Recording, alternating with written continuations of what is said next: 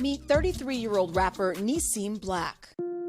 Born and raised in Seattle, he moved to Israel in 2016 after converting to Orthodox Judaism a few years prior. His unique spiritual journey is the focus of his music, though it didn't start out that way. Tell me about your early days in Seattle. Both my mother and my father were part of the first hip-hop group in Seattle. I came out of the womb recording and rapping and dancing, so music was just really in my blood. I recorded actually my first record when I was 13 years old, and I think from then on it was like, this is what I want to do with my whole entire life.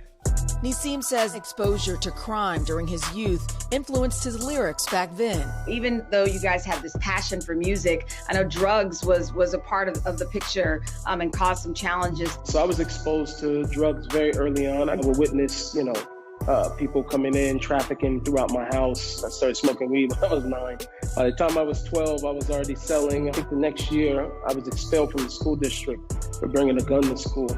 So I had very early on seen a crazy life.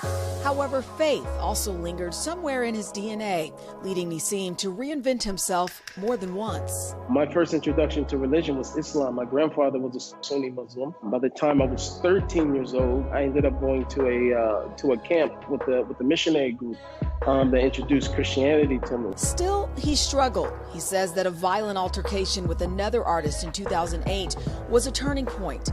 He prayed to do better, eventually becoming a husband and father, then finding spiritual refuge through a local synagogue. I got a Quran, I got a Christian Bible, I have the Jewish texts, the ones that were translated into English.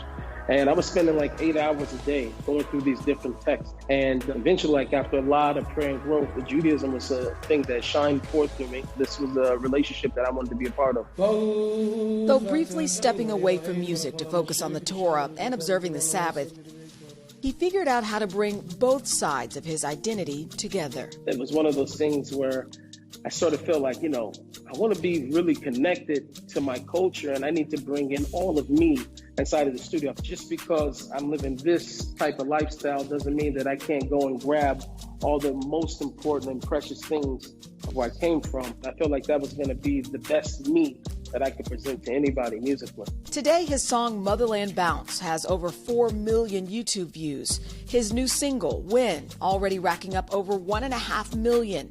But for Nissim, finding himself in faith has been what's most important. It's an important investment for me to be a positive influence, because what are my kids going to look up to?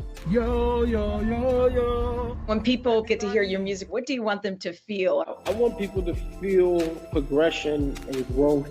I want them to feel, uplifted. I've always said that if I have 2 to 3 minutes of somebody's attention, I want to put the most amount of light inside of their ear at that time that I possibly can.